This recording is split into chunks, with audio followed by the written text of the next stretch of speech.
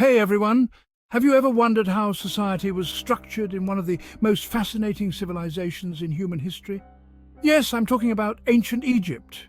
Let's dive into who was who in this intricate society. At the top of the hierarchy was, of course, the Pharaoh. Considered a god on earth, the Pharaoh held absolute power and was the political and religious leader of Egypt. Their word was law, and they were responsible for the kingdom's welfare.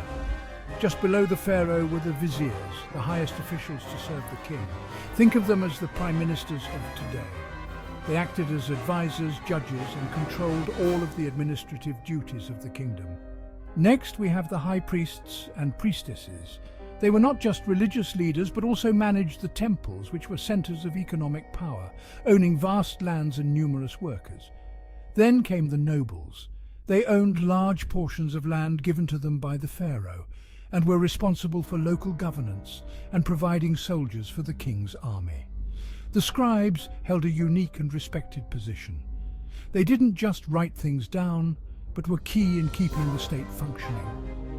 They recorded court proceedings, temple activities, tax records, and much more. Literacy was a rare skill in ancient Egypt, so scribes were crucial and revered. Next in line were the craftsmen and artists, highly skilled, but not as revered as scribes.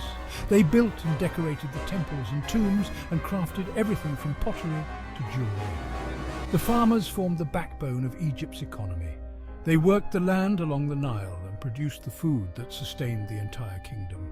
Despite their key role, they were near the bottom of the social pyramid. Finally, at the base were the slaves and servants.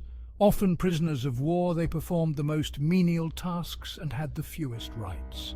Understanding this hierarchy helps us appreciate not just the grandeur of ancient Egypt, but also the everyday lives of its people.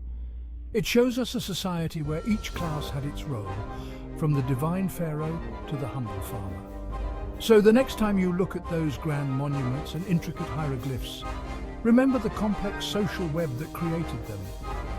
Thanks for tuning in, and I hope you found this dive into ancient Egyptian society as fascinating as I did.